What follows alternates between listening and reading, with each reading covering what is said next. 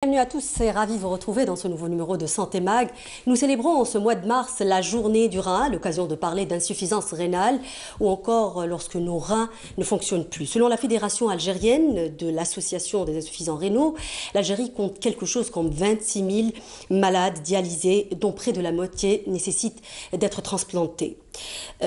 Transplantés justement pour en finir avec leur souffrance et leur dépendance à l'hémodialyse. Cette maladie évolue silencieusement et souvent détectée malheureusement trop tard. Nous allons essayer de vous expliquer dans cette émission comment détecter une insuffisance rénale, comment vivre avec la dialyse, à quoi ressemble la vie d'un insuffisant rénal en phase terminale, pourquoi les transplantations peinent à se développer chez nous. On tentera de répondre à toutes ces questions avec mes invités que j'ai le plaisir de recevoir ce soir. Et je reçois le professeur Hamouch Mustafa, vous êtes néphrologue au CHU de Bab el-Oued, vous êtes également président de la Société algérienne de néphrologie, de dialyse et de transplantation. Bonsoir. Bonsoir. Bienvenue. J'ai également le plaisir de recevoir le professeur Benaqila Kamel, vous êtes urologue au CHU de Bab el-Oued. Bonsoir. Bonsoir madame, merci pour l'invitation. Bienvenue à vous deux. Et j'ai également par Skype de Béjaïa, de la commune de Fr'oun, Monsieur Laïsaoui Hamza, vous êtes témoin, vous souffrez d'insuffisance rénale et cardiaque. Bienvenue. Je rappelle que vous êtes en compagnie de Monsieur Jafri Hashim, qui est président du collectif pour Laïsaoui Hamza. Bonsoir. Oui, bonsoir. Alors je rappelle au passage que vous nécessitez une greffe du rein et une greffe du cœur aussi, c'est ce que on vous a dit, et que vous espérez être transféré à l'étranger prochainement. Il y a eu une opération de collecte de fonds pour vous, un énorme élan de solidarité qui s'est fait dans la région de Fr'oun. Je salue justement la population et le collectif qui a travaillé sur cette collecte de fonds. Dites-nous un mot sur cette opération de solidarité, comment ça s'est passé? Premièrement, nous vous remercions de l'invitation de passer votre émission. Bon, c'est un comité de soutien qui a été créé du mois de janvier par 3 associations communales avec de l'aide de la société civile afin de collecter des fonds nécessaires pour une intervention très urgente en France, notamment pour notre frère Laïsaoui Hamza, qui souffre d'une insuffisance rénale et cardiaque. Et on a commencé à faire des activités, différentes activités pour collecter l'argent nécessaire. Vous avez collecté quelque chose comme 1 milliard de centimes, quand même en très peu de temps. Oui, exactement. Pendant 5 jours, on a collecté 1 milliard et 400 millions de centimes. Oui. Monsieur Laïsaoui, dites-nous un mot sur votre maladie. Vous avez aujourd'hui 27 ans, vous avez été diagnostiqué il y a 6 ans à peu près, quand vous aviez 21 ans. Comment vous vivez aujourd'hui avec votre maladie? أنا في الأول برك جانا سما شغل حاجة صعيبة ومن بعد مع الوقت الحمد لله شغل رجع شغل وولفت به خلاص. Est-ce que vous souffrez? C'est normal, bien sûr. Oui. Alors, professeur Hamouch, nous venons de voir un cas édifiant. L'idée est un peu peut-être pour parler un peu de la souffrance des personnes insuffisantes, voilà, de la difficulté de prise en charge, de la difficulté voilà, d'être à l'aise et d'être transplanté aussi, c'est un autre problème.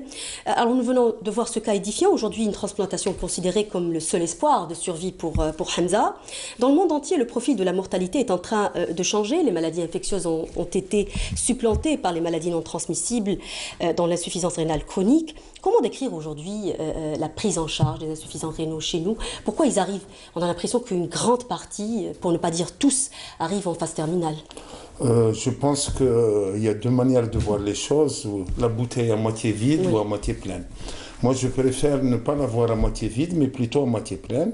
Il y a de grands progrès qui ont été faits en Algérie dans la prise en charge. Je vous rappelle que dans les années 70, il était impossible de se dialyser en Algérie et les quelques gens qui ont bénéficié de cela en France étaient condamnés à un exil thérapeutique. Depuis les années 80, la prise en charge s'est développée ça avait atteint 120 malades par million d'habitants, ce qui représentait à l'époque à peu près 3000 malades. Ça n'a pas cessé de grimper jusqu'aux années 2000 où la prise en charge et la disponibilité de sécurité sociale et du ministère de la Santé a fait ça a été une révolution, hein. à plus de 500 malades par million d'habitants, sachant que la population a augmenté. Ce qui fait maintenant, on a à peu près 25 000 hémodialysés, 1000 patients en dialyse péritonéale et à peu près 1500 malades transplantés rénaux avec un greffon fonctionnel. Quand on parle généralement, pourquoi je dis en stade terminal, on parle aussi d'échec peut-être dans la prise en charge un peu de la maladie rénale, parce que quand on arrive déjà en dialyse, déjà c'est trop tard. Oui, quelque part c'est trop tard. Mais enfin, c'est une autre vie, oui. Ça sera une vie dépendante, soit de la machine, soit d'un dispositif de poche de dialyse péritonéale que les personnes font à la maison, ou d'un greffon. Oui. Un greffon, c'est vrai, ça remplace la fonction rénale, mais ça ne guérit pas, parce qu'il faut des médicaments et un suivi très strict, avec un suivi très important, absolument, une fragilisation. Donc, c'est quand même problématique, mais à côté de ça, on n'arrête pas le progrès et scientifique et médical. Maintenant, on protège les reins, on sait protéger les reins avec des médicaments pour ralentir cette insuffisance rénale et bien sûr le dépistage. Oui, on y reviendra très longuement, hein, notamment le dépistage. Alors professeur Ben Akrila, dites-nous justement, on va rester un peu sur cette peut-être manière de prise en charge. Dites-nous un peu en consultation en neurologie, est-ce que vous voyez beaucoup de personnes qui arrivent avec des insuffisances rénales, notamment en stade final ou en stade terminal? Tout à fait. Donc on a énormément de patients, d'autant plus qu'on a beaucoup de lithiase, beaucoup de calculs non traités, et ça entraîne à la longue des insuffisances rénales, des patients qui ont fait beaucoup d'infections urinaires non traitées, infection qui est au niveau de la vessie, donc infection de bas appareil qui remonte vers le rein et dans des pyélonéphrite qui, avec l'évolution, ça va vers l'insuffisance rénale. Il y a des patients qui ont un rein unique, un seul rein unique. Parfois, on tombe sur des insuffisances rénales aiguës, surtout s'il y a une obstruction par un calcul, par une tumeur, par autre chose. Voilà, on reçoit énormément de patients. On travaille en collaboration avec nos amis néphrologues pour essayer de voir un petit peu comment régler. S'il y a un traitement chirurgical à faire pour enlever ou bien extraire ce patient de cette insuffisance rénale, notamment par le traitement de l'obstruction, soit par le calcul, soit par la tumeur, soit par autre chose, on le fait. Sans ça, le patient il est automatiquement remis chez nos amis néphrologues pour essayer de gérer et ralentir cette insuffisance rénale et retarder l'insuffisance rénale chronique. Je vais vous inviter à regarder un reportage justement sur la prise en charge. Je parlais tout à l'heure de dialyse ou d'hémodialyse. On va regarder un reportage signé Yanis Belkacem. Aïd Belkacem, regardez. Adel passe une dernière consultation auprès de son médecin traitant. Aujourd'hui, il remet les derniers résultats d'examen pour être sûr qu'il n'a aucune anomalie. D'examen, vous avez ramené les dossiers? Après 7 ans de calvaire, Adel a enfin trouvé un donneur compatible et il s'agit de son frère. On va demander certains panoplies de radiologie, de scanner, de bilan biologique pour lui et pour son frère, sachant que son frère, c'est lui qui va lui donner. Nous, actuellement, comme donneur, on propose le frère, la sœur, le papa, la maman, tout ce qui est familialité proche. Actuellement, on accepte même le conjoint. S'il peut donner, s'il n'y a pas de contre-indication, on peut même accepter le conjoint. Pour lui, le frère va donner. دياليس وليت نديرو عندي 7 سنين وانا نديرو شوف ندير 3 خطرات في السمانه وندير 4 سوايع لا جوني كي ديرها هذا ما تقدرش تعيا ديفا تشوتي ديفا ما على باليش انا ديفا لازم كاين بزاف عفايس دياليس سيستان واعر شويه هذا. Une souffrance vécue par de nombreux malades. Ici, dans cette salle d'hémodialyse de Nafissa Hamoud, ces patients viennent 3 fois par semaine. Grâce à cette machine qui fonctionne comme un rein artificiel pour remplacer le rein malade, elle a pour fonction de filtrer le sang, mais à l'extérieur du corps. D'où l'importance du don. Bien évidemment, le rein artificiel ne remplace jamais le rein humain, d'où l'intérêt de la greffe rénale. Dans notre centre, nous préparons des dossiers pré-greffe pour les hémodialysés chroniques qui ont un donneur proche qui est volontaire au don du rein, qui reste bien sûr le meilleur traitement de l'insuffisance rénale chronique terminale. Le nombre de patients qui arrivent au stade d'insuffisance rénale terminale au CHU Parnay, il est d'environ 300 malades par année. Donc nous recevons 300 nouveaux cas par année qui arrivent au stade de dialyse au niveau du CHU Parnay. Et le nombre de patients qui ont été greffés, donc qui ont bénéficié d'un rein à partir d'un donneur familial, depuis le début de l'activité au CHU Parnay, à ce jour, il est de 400 malades. L'insuffisance rénale, une maladie qui touche tous les âges, nous explique le chef de service de néphrologie du CHU, Nafissa Hamoud. Surtout chez les sujets âgés qui ont beaucoup de complications, beaucoup de comorbidités, et particulièrement les diabétiques. Les diabétiques qui ont des complications cardiovasculaires, qui ont des complications notamment neurologiques. Donc nous avons une certaine population de sujets qui nous arrivent au stade terminal, malheureusement, faute de dépistage. Donc la maladie rénale doit être dépistée chez tout patient présentant une affection cardiaque, une hypertension artérielle, un diabète, en pédiatrie et en néonatologie également, c'est les nouveau-nés, parce qu'il y a beaucoup d'enfants également qui développent des insuffisances rénales. Le dépistage reste le moyen le plus sûr pour détecter les maladies rénales et qui permettra de traiter et surtout encadrer la progression de la maladie et éviter qu'elle se dégrade aussi rapidement. En Algérie, 26 000 personnes souffrent d'insuffisance rénale. Alors 26 000 personnes dialysées, les personnes souffrant d'insuffisance rénale seraient à peu près 2 millions de personnes. Alors on a vu beaucoup d'éléments dans le reportage, professeur Hamouche. Peut-être devrions-nous, avant peut-être de s'attarder sur le contenu du reportage, expliquer la fonction déjà de nos reins. Nos reins, c'est un peu comme une machine à laver qui épure tout ce qui est toxique dans le sang. Et il élimine les substances dissoutes dans de l'eau, exactement comme la machine à laver, et c'est ce qui donne les urines. Oui. Mais pas seulement. Oui, pas seulement, mais grosso modo, c'est la fonction d'épuration. Mais c'est un organe beaucoup plus complexe, il a de nombreuses fonctions, notamment endocrines, c'est-à-dire endocrines qui produit des hormones. Et c'est grâce aux reins qu'on n'a pas d'anémie, c'est grâce aux reins qu'on a des os solides, absolument. Et c'est grâce aux reins qu'on a une tension normale, et c'est grâce aux reins qu'on ne change pas de poids parce que tout ce qu'on boit est éliminé quand les reins sont sains au bout de 4 heures. Oui. C'est ce qu'on verra justement quand on parlera de l'hémodialyse. Peut-être on pourra expliquer cette évacuation des litres d'eau naturellement et qui est un peu entravée justement dans la maladie rénale. Alors l'insuffisance rénale est une maladie silencieuse qui évolue à bas bruit, nous le disions tout à l'heure. Quand il y a des symptômes, est-ce que cela signifie que c'est déjà trop tard ? Sur le plan, non, c'est pas trop tard. Ça veut dire que quand il y a des symptômes, d'ailleurs l'installation de l'insuffisance rénale chronique, c'est, je dirais, un peu trop tard. Donc il faut faire dans le préventif, c'est ça qu'il faut faire.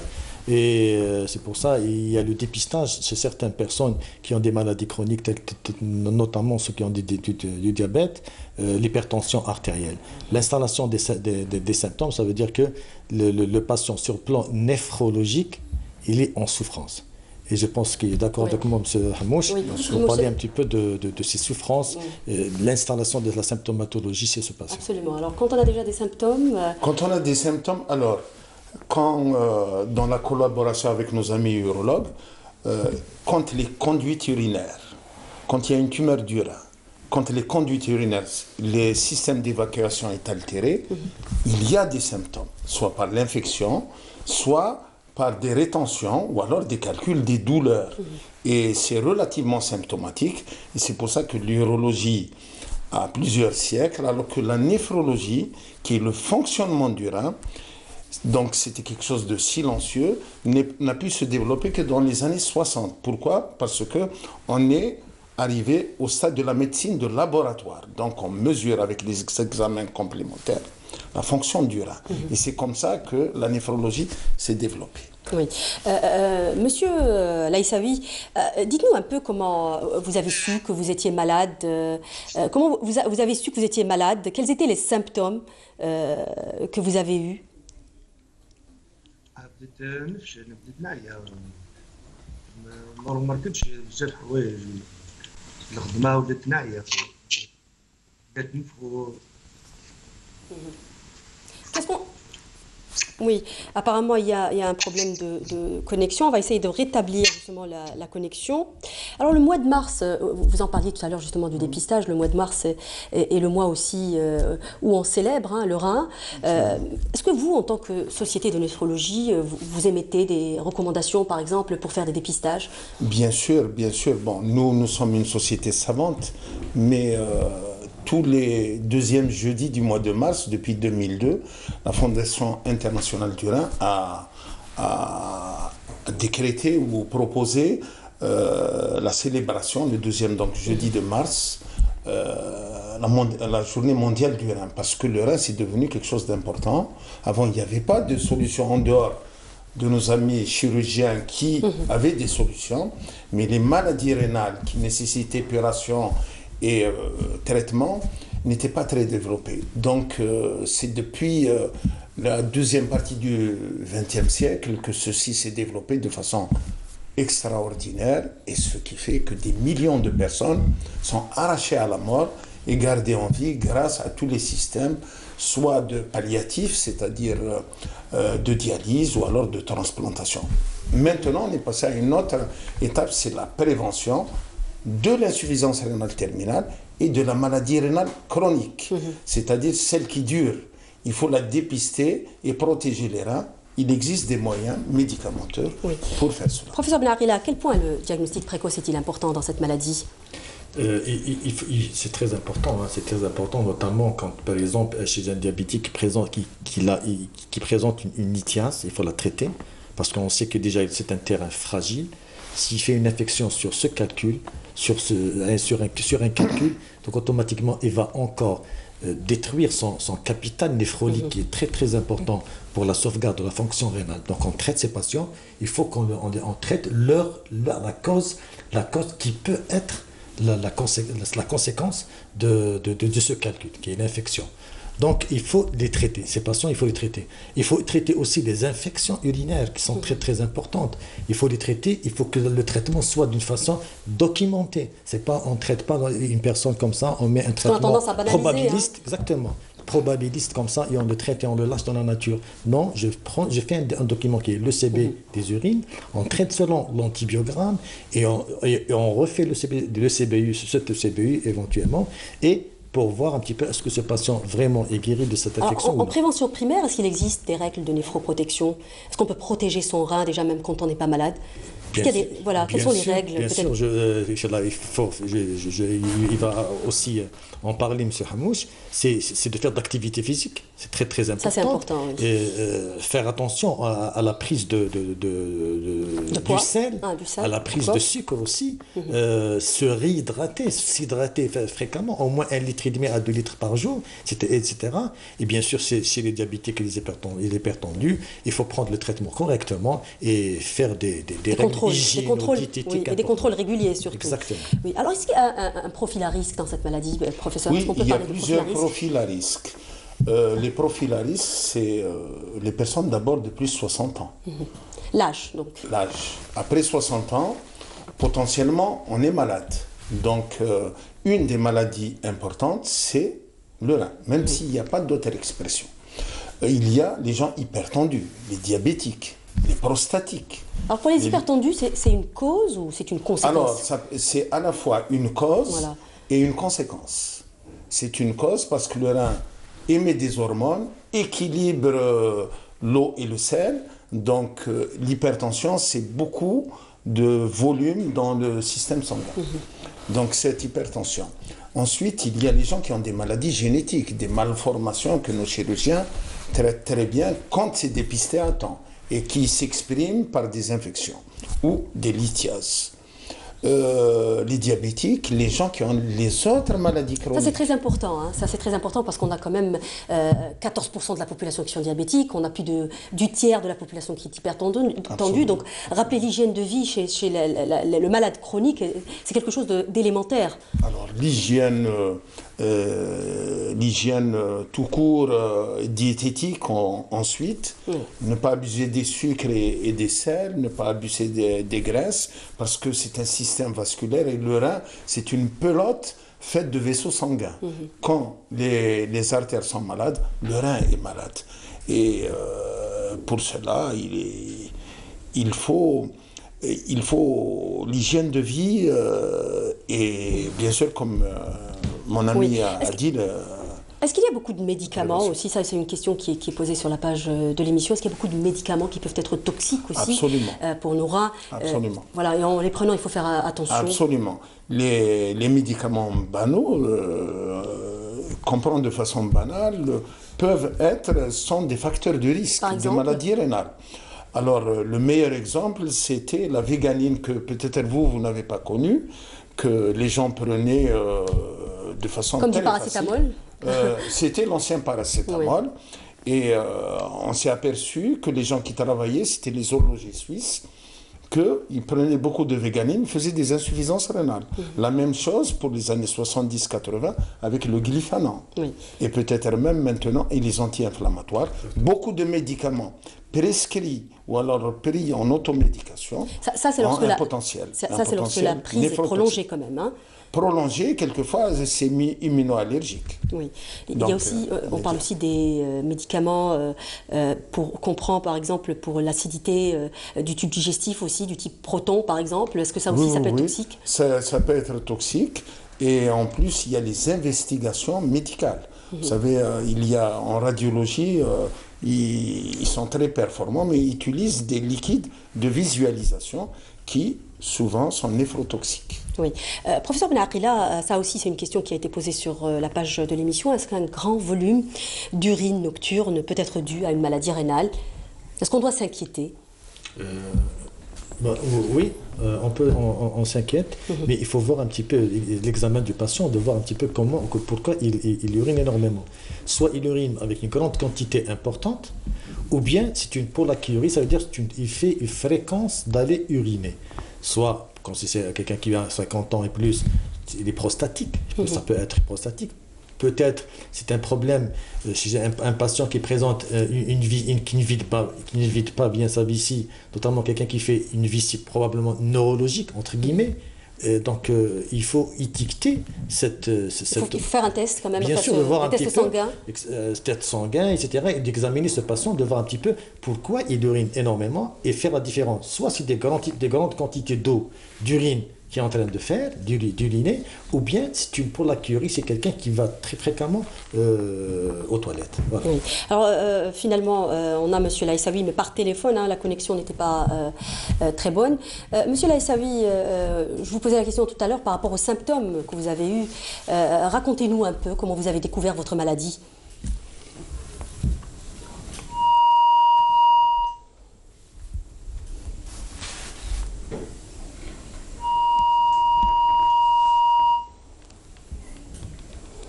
Monsieur Laïsaoui, vous nous entendez? Alors, permettez-moi d'insister un peu sur la question de l'éducation thérapeutique, parce que c'est un point que je juge très important. Aujourd'hui, je le disais tout à l'heure, on a beaucoup de malades qui souffrent de maladies chroniques. Est-ce qu'on, quand on diagnostique par exemple de l'hypertension artérielle, on pense à faire des examens pour la fonction rénale? Alors, c'est une obligation que quelquefois les gens oublient, pour plusieurs raisons.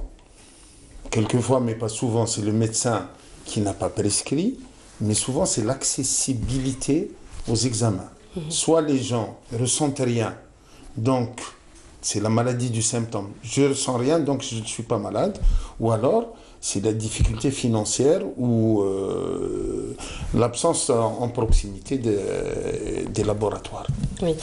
Professeur Benarila, sur le même point, parce que c'est un point très important, on le disait que la prévention est très importante dans cette maladie. Est-ce qu'aujourd'hui on a du mal, est-ce que les médecins ont du mal à expliquer aux malades quand ils souffrent d'une maladie chronique de faire attention, de contrôler les complications, parce que souvent ce sont des diabétiques qui arrivent avec des complications rénales, souvent c'est des hypertendus aussi. Il n'y a pas que ces malades pour dire que... Oui. Je parle de ces deux-là parce qu'ils occupent quand même en termes de chiffres, ils occupent une grande partie de la population. Non, je suis tout à fait d'accord. Je pense que parfois, vu le volume de patients que certains médecins reçoivent, ou bien tous les médecins reçoivent, et le problème qui se pose, on n'a pas le temps d'expliquer aux patients. Il faut qu'il ait l'écoute du médecin, il faut qu'il écoute son patient pour voir un petit peu ses souffrances, premièrement, et lui expliquer certaines choses, lui dire attention, vous êtes diabétique, vous êtes hypertendu, vous avez une maladie, vous avez un calcul, vous avez une maladie de la jonction, ça veut dire qu'il y a un problème de congénital, il faut faire attention, il faut se faire opérer, etc. Ou bien un reflux, par exemple, nous en neurologie, on a ces problèmes, qui est l'urine qui est au niveau du rein, de la vessie qui passe vers le rein et elle le détruit à la langue. Donc il faut faire attention, qu'il faut se traiter, faire une infection. Donc tout ça, il faut qu'il y ait une éducation du médecin envers son patient. Aussi, oui. Alors il faut s'adresser pas seulement aux malades, mais aussi aux médecins. J'aimerais insister encore une fois sur ce point, professeur. Alors est-ce que il ne faudrait pas peut-être aujourd'hui penser aussi, ça aussi c'est, on s'adresse, on pose cette question aux professionnels, est-ce qu'il ne faudrait pas penser peut-être à faire plus dans l'information plutôt que de faire dans la ritualisation peut-être des prescriptions? Parce que dans les maladies chroniques, on tombe toujours dans ce piège. L'idéal, c'est qu'on rétablisse dans toute sa plénitude la fonction du médecin de famille. Dans beaucoup de pays et avec succès, généraliste, souvent. Le médecin de famille, pas le médecin généraliste. C'est-à-dire quelqu'un qui a un secteur des gens qui vont bien, il le choisit, il finit par le connaître, il a plus de temps pour expliquer, il a la compétence et le temps pour expliquer une population qu'il connaît bien. Mais dans les structures hospitalières, les gens sont relativement dépassés et c'est des soins beaucoup plus spécialisés. Il faut du temps pour la pédagogie et l'éducation sanitaire. Oui, il faudra prendre peut-être son temps justement pour expliquer aux malades les dangers lorsqu'on a une maladie chronique. Alors on arrive un peu au traitement, il y a la prévention mais il y a aussi les traitements, fort heureusement d'ailleurs dans cette maladie. Est-ce qu'on arrive finalement, est-ce qu'il existe aujourd'hui des traitements qui peuvent freiner l'évolution de la maladie rénale lorsqu'on la détecte quand même assez précocement? Oui, absolument. Il y a plusieurs niveaux de prévention, c'est-à-dire il ne faut pas que les reins soient malades. Par exemple, il ne faut pas éviter qu'une prostate ait des conséquences. Il faut éviter que les calculs ne soient pas, ne rendent pas malade les reins. Il y a beaucoup, le diabétique, il faut dépister. Et là, dès que on sait qu'il est à fort potentiel d'insuffisance rénale, automatiquement, il y a des médicaments réputés néphroprotecteurs, c'est-à-dire rénoprotecteurs. Ils protègent le rein, c'est des médicaments accessibles, pas chers et qui rapportent gros. Oui. Je ne sais pas si on a M. Laïsaoui par téléphone. Monsieur Laïsaoui, vous nous écoutez? Oui.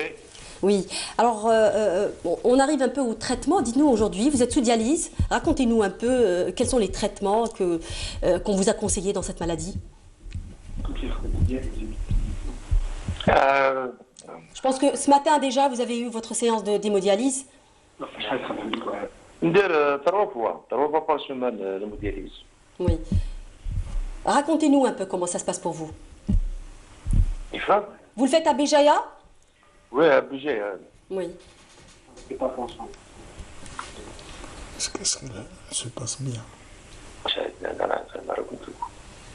Oui.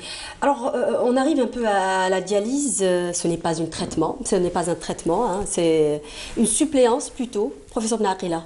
C'est un rein artificiel. Hein. Oui. C'est un rein artificiel, mais il ne remplacera jamais un rein. Oui. Tout simplement. Oui. Professeur Hamouche, alors qu'est-ce qu'on peut dire de la dialyse? La dialyse, elle a sauvé des millions de personnes. Et beaucoup de personnes qui n'ont pas accès pour des raisons soit médicales ou de disponibilité d'organes, ça leur permet de vivre quasiment normalement. quand ils n'ont pas d'autres maladies. Et beaucoup travaillent, quelquefois même ils ont occupé des fonctions de ministre, peut-être même de président. Un président d'un État africain est venu se faire dialyser plusieurs fois en Algérie. Un président de fédération internationale était dialysé, il était très connu. Donc on peut vivre quand même normalement, oui. Mais bien, il y a un prix à payer, c'est qu'il faut consacrer un peu de temps à sa santé, plus que les autres.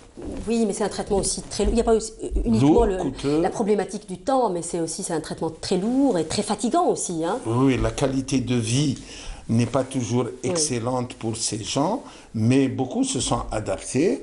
Il y a des gens, des mémés, des pépés, qui sont très bien contents et qui sont très contents. Ils n'ont pas le choix en même temps, professeur. Non, ils sont très contents de faire une sortie. C'est une véritable sortie. Donc, c'est un peu exagéré quand même de dire c'est une sortie, professeur.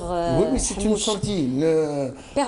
Quand on fait, je dis bien, quand on est acculé, quand on est obligé de rester à la maison et qu'on sort, qu'on voit des gens, qu'on discute avec eux, c'est très positif. Non, j'en doute pas. Mais je veux dire que le traitement est d'une lourdeur. On perd quelque chose comme 4 kilos à chaque fois qu'on fait une hémodialyse, c'est ça, professeur? Non, c'est pas 4 kilos. En réalité, je vous disais que le rein régule. Il élimine au bout de 4 heures, le rein normal, tout ce qu'on boit. Et on peut boire beaucoup de litres.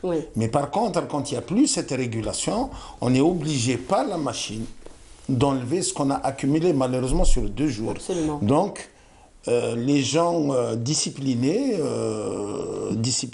qui acceptent leur maladie n'arrivent pas à 4 kilos. Hein. Ça, c'est en moyenne. Hein. Je disais en moyenne. 4 kilos, non, c'est exagéré. À peu près, un bon malade, c'est-à-dire qui suit bien son traitement, c'est moins de 3 kilos. Oui, mais c'est énorme. Ça reste énorme et c'est crevant. Si on fait 3 fois par semaine son hémodialyse, c'est quand même... Rassurez-vous, pour certains, comme notre ami qui a une maladie rénale, c'est un peu plus difficile, cardiaque. C'est un peu plus difficile, mais beaucoup supportent. Ils travaillent pendant leur séance de dialyse ou récupèrent par le sommeil. Beaucoup la supportent très très bien, mais ça prend du temps et ça compromet un petit peu la qualité de vie. Oui, je pense que les gens le font par obligation, professeur. Bien sûr. Par obligation, parce qu'on n'a pas souvent le choix dans ce genre de maladie.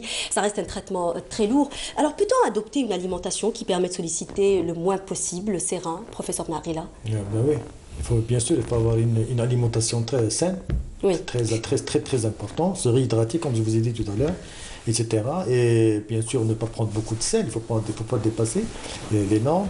Et le sucre aussi, qu'il faut diminuer et faire de l'activité physique, etc. Et si je suis diabétique ou hypertendu, prendre les traitements qu'il faut et quand il faut. Voilà, et c'est passé M. Hamouche, si veut ajouter des choses. Bien sûr, professeur Hamouche, sur l'alimentation, est-ce qu'il existe une alimentation qui il y a une réglementation limitante, mais je vais vous raconter l'histoire du diabète. Quand les gens commençaient à connaître le diabète au 19e siècle, ils interdisaient aux malades de prendre du sucre. Maintenant, non, il faut prendre du sucre. Quand la dialyse et l'insuffisance rénale étaient connues et on commençait à maîtriser, on interdisait aux gens de manger. De manger, ils se dénutrissaient, ils mouraient du régime trop sévère. Maintenant, non, il faut qu'ils mangent normalement, sans excès, et la machine est à sa disposition pour éliminer ce qu'il doit éliminer. C'est quoi une bonne hygiène diététique pour un... Alors, il y a les prescriptions coraniques al-Abyad, que ce soit le sel ou le sucre, c'est connu, ça c'est pour tout le monde. Il ne faut pas faire d'excès d'alimentation. On mange pour ne pas avoir faim, pour être en bonne santé. Souvent, les gens et la publicité qu'il y a autour de nous poussent les gens à la gourmandise. Donc, c'est pour ça qu'il y a beaucoup d'obèses et beaucoup de diabétiques. On ne doit pas boire beaucoup quand on est Non, au contraire, il faut... quand on est sous hémodialyse. Alors, sous hémodialyse, ça dépend des urines. Mais les gens qui ont une maladie rénale, c'est-à-dire ce qui précède l'insuffisance rénale terminale qui ramène en urgence le malade, au contraire, ils ont perdu leur capacité de concentrer les urines. Donc, ils vont perdre beaucoup plus. Et la nuit, paradoxalement, quand vous leur dites ils ont une insuffisance rénale, mais je passe mes nuits à uriner, donc mes reins fonctionnent bien. Et il faut convaincre les gens, il faut consacrer du temps, parce que la régulation, il faut s'adapter à son rein, alors que d'habitude, c'est le rein qui s'adapte à notre liberté de manger et de boire. Oui. L'alimentation est importante parce qu'elle peut être comme un médicament ou c'est juste pour mettre toutes les chances justement aux côtés du patient? C'est le premier des médicaments. Oui. Bien manger. Oui. Et manger des protéines, alors que, bon, on disait que c'était mauvais pour les reins parce que ça fait de l'urée. Non, il doit manger normalement et être épuré bien. Oui, on va y revenir en tout cas dans la rubrique. Je vous propose justement de nous rejoindre pour la rubrique Focus du docteur Mejdel. Bonsoir. Bonsoir, messieurs. Et vous nous parlez justement des méthodes de suppléance du rein. Aujourd'hui, on vient d'en parler, l'hémodialyse ou la dialyse péritoniale.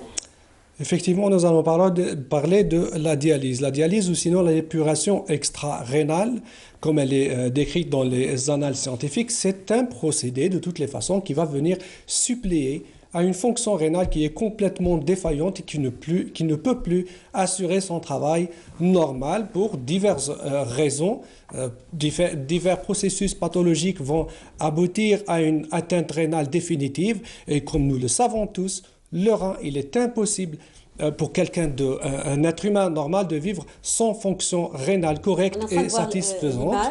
Effectivement, le rein, qui est un organe père, qui est situé dans les fosses lombaires, joue un rôle très très important, non seulement dans l'épuration des liquides de l'organisme, mais aussi dans la régulation de la tension artérielle et des échanges hydrosodés, de la régulation de tout ce qui est hydrosodé. Vivre sans rein est quelque chose d'impossible. Oui.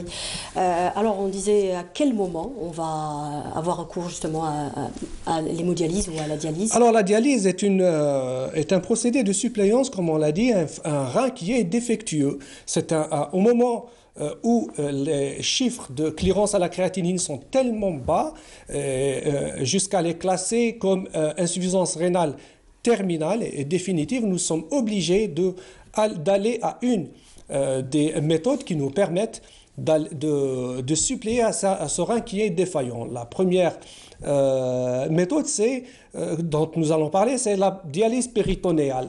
La dialyse péritonéale a comme principe de suppléer le filtre rénal par un autre filtre physiologique qui est le péritoine.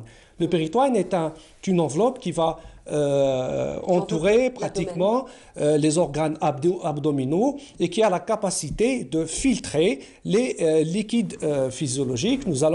La méthode est plus ou moins simple: introduire un cathéter au niveau de l'abdomen, créer une ouverture, nous allons introduire un liquide de dialysa et nous allons recueillir un liquide qui est épuré grâce à la membrane péritonéale. C'est une méthode qui est utilisée plusieurs fois par jour. Son avantage principal, c'est qu'elle ne nécessite pas de déplacer le patient. Elle est utilisée à titre ambulatoire.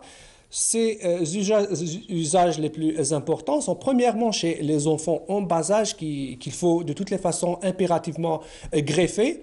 Deuxièmement, en préparation à une greffe rénale où nous allons commencer par une dialyse péritonéale en attendant que l'heure de la dialyse de la chirurgie soit arrivée, ou sinon chez les patients qui sont âgés, multitarés, diabétiques, hypertendus, cardiopathes, coronariens, chez qui l'hémodialyse peut pour provoquer des risques sur la santé, et donc nous allons accompagner ces patients-là souvent en fin de vie par une dialyse péritonéale.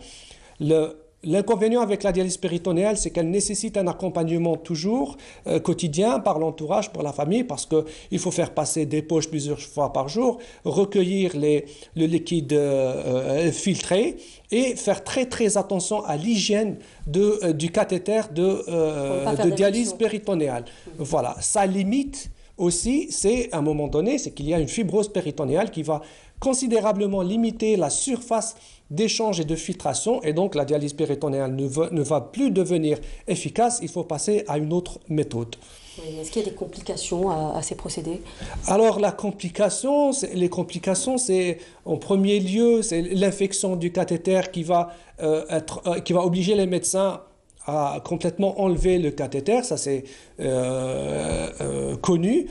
La diminution, la fibrose péritonéale qui va provoquer un état de non-fonctionnalité de la méthode, donc la dialyse péritonéale ne sera plus efficace, ne fera plus l'affaire, donc il faut passer à l'hémodialyse.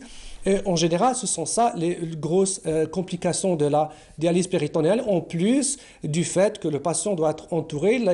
Les conditions sociales et économiques du patient jouent un rôle très très important dans la réussite de cette méthode. Vous concluez en rappelant justement les règles diétético-hygiéniques que doit observer l'hémodialysé. Pour la dialyse péritonéale en général, il n'y a pas trop de restrictions alimentaires parce qu'il y a une membrane physiologique qui va jouer le jeu et donc il peut manger plus ou moins normalement. Petite restriction hydrique, petite restriction en sel. Il faut pas abuser en aliments riches en potassium ni en sel, mais en général il peut s'alimenter plus ou moins normalement. Merci. Pour l'hémodialyse, on n'a pas encore terminé. Alors, en fait, l'hémodialyse, qui est la méthode la plus utilisée, elle fait appel à un appareil spécial qui est le dialyseur. Alors, le dialyseur, on l'a vu à l'image. C'est une machine qui est utilisée dans l'hémodialyse et dont le principe est très très simple. Alors, on va mettre en place une fistule artério-veineuse qui va servir de faire passer un liquide. Comme quand on le voit sur l'image, passer par un filtre artificiel et recueillir les déchets, voilà, les liquides qui ont été filtrés et les éliminer. Alors, l'inconvénient avec l'hémodialyse, c'est que c'est une méthode qui va fatiguer les patients, ils ont mal à la tête par la suite, ils ont du mal à récupérer après une séance d'hémodialyse.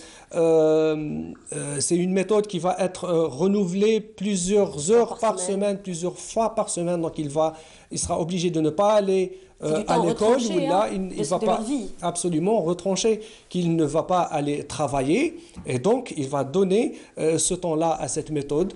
L'avantage principal de cette méthode, c'est que c'est une méthode qui est assez pérenne dans la mesure où le lit vasculaire le permet.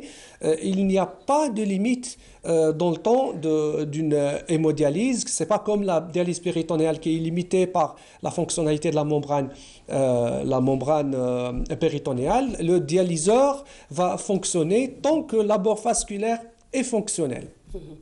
Par contre, l'alimentation pour un hémodialysé est assez particulière parce qu'il est obligé de faire des restrictions d'aliments riches en potassium comme les fruits et les légumes, les chocolats, certains légumes comme les bananes, les avocats et les patates douces. Il va avoir besoin de restreindre un petit peu l'apport en eau et en sel. En réalité, au final, pour éviter ces deux méthodes, le traitement final et définitif d'une insuffisance rénale terminale reste la greffe rénale et qui dit greffe rénale dit promotion de la culture de la greffe et du don d'organes en général. Merci beaucoup, Dr Abbas, pour toutes ces explications. Alors justement, on reprend là où vous êtes arrêté, la transplantation. Alors pourquoi on a du mal aujourd'hui à développer justement la greffe chez nous, professeur? Alors, ça a mis beaucoup de temps, mais ça se développe. C'est beaucoup plus difficile. C'est un peu comme un chantier où il y a beaucoup d'intervenants. Il y a les chirurgiens, il y a les immunologistes, il y a les néphrologues. C'est un problème de lourdeur bureaucratique, c'est un problème de mentalité? Non, il y a une mentalité sûrement, mais le principe de base, c'est une activité multidisciplinaire ou un puzzle qui doit être réussi. Nous, on n'a pas souvent, on commence à atteindre ce stade. Nos hôpitaux sont encore pavillonnaires. Vous avez des pavillons d'urologie, de néphrologie, alors que les hôpitaux modernes, c'est ceux qui se construisent en vertical. Donc, on a un problème de coordination, en fait. La coordination, et la coordination se fait avec une mentalité qui est en train d'être acquise, mais pas encore suffisamment. Le deuxième problème, c'est le niveau scientifique et de la disponibilité 24 heures sur 24 de beaucoup d'examens qui doivent être fiables. Où que se trouve le malade, Et la troisième, le grand déficit, c'est la disponibilité d'organes. Notre ami qui est à Ouadamizour a besoin d'une transplantation cardiaque. Malheureusement, aucun de ses proches ou de ses amis ne peut lui faire ce don, contrairement au rein. Donc, il faut qu'on développe... Mais il a un rein, hein, par contre. Hein. Il a un rein, il a un donneur. Donc, le problème, la disponibilité, il y a des familles qui ont des maladies héréditaires, donc il faut éviter. Il y a des conditions sociales qui permettent à certains et pas d'autres. Et donc, l'avenir, comme dans tous les pays du monde, il faut la solidarité des gens parce que si je donne mes organes, il y a des chances qu'on se reçoive avant mon décès. Oui. Alors je vais justement poser la question à M. Laïsaoui qui est avec nous par téléphone. Il est accompagné de M. Jaffri du collectif justement pour Hamza Laïsaoui, l'association donc qui a fait la collecte de fonds pour lui. Alors dites-nous, aujourd'hui vous êtes sous hémodialyse, M. Laïsaoui.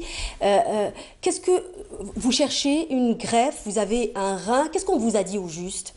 Vous avez un rein, vous avez un donneur. Qu'est-ce qui bloque?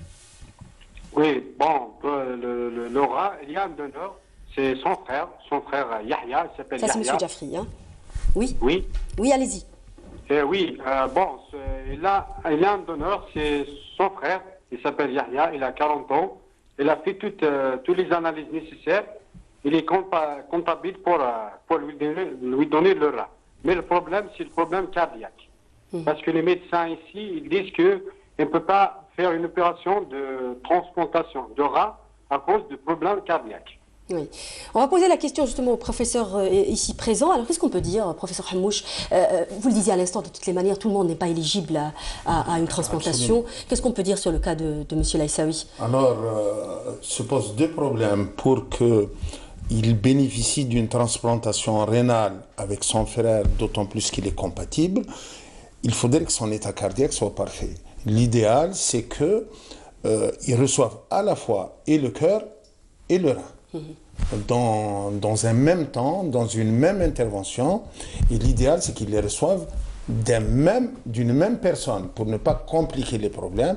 Et c'est pour ça qu'il est souhaitable, et je lui souhaite bonne chance, s'il arrive à s'inscrire en urgence en France, il pourrait peut-être bénéficier des deux organes. Quelles sont les chances que cela arrive? À quel point cela peut arriver de réaliser ce genre d'opération? Ce genre d'opération chez nous, malheureusement, c'est pas pour aujourd'hui, peut-être même pas pour demain, mais en Europe, ça se développe rien. Oui. Professeur, je veux juste vous rappeler un peu le cas justement de Laïsaoui, si vous permettez. C'est une personne pour qui tout un village s'est mobilisé pour faire une collecte d'argent. Il a le donneur. Alors aujourd'hui, qu'est-ce qu'il faut qu'il fasse? Alors, s'il n'a pas de donneur de donneur entre guillemets pour le cœur, c'est très difficile de réaliser une transplantation rénale parce qu'il faut endormir le malade, il faut qu'il supporte l'intervention et tous les traitements liés à cet état cardiaque. Donc, il a besoin, selon ce que l'on entend, d'une transplantation des deux organes au même temps. Et les deux organes, c'est difficile qu'ils soient de deux personnes différentes, sachant que le cœur ne peut être qu'à partir d'un donneur en mort encéphalique. D'une greffe cadavérique. Alors, on va vous donner juste le dernier mot avant de vous libérer, hein, Monsieur Laïsaoui, Monsieur Jaffri. Monsieur Jaffri, alors quel est l'état mental aujourd'hui de Monsieur Laïsaoui quand on est dans cette attente, quand on attend d'avoir... est-ce qu'on a de l'espoir ou plutôt on déprime? Comment est l'état de Monsieur Laïsaoui aujourd'hui? Bon, son état mental est bien. Il a l'espoir de guérir demain s'il trouve, s'il fait l'intervention de transplantation cœur et rein. Oui. Merci beaucoup d'avoir été avec nous depuis Béjaïa. Alors on termine brièvement sur des questions d'internautes. Alors c'est une personne donc un internaute qui demande: j'ai un régime très strict que je ne respecte pas. Quels sont les risques? C'est une personne insuffisante rénale. Il risque beaucoup de complications, c'est-à-dire il va se noyer dans ses poumons. il risque des troubles cardiaques à cause du potassium, des dialyses d'urgence et il met sa vie en péril à tout moment. Oui, professeur, je pense que c'est une question à laquelle on a déjà répondu, mais on va terminer avec quand même parce que c'est une question qui a été posée par des téléspectateurs. Qu'est-ce qu'il faut faire pour faire attention à ses reins?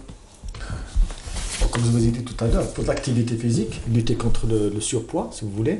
Comme on en a parlé aussi, pardon, sur faire attention au sucre, au sel. Donc il faut prendre la quantité qu'il faut, etc. Et se traiter et éviter des infections urinaires et tout ça.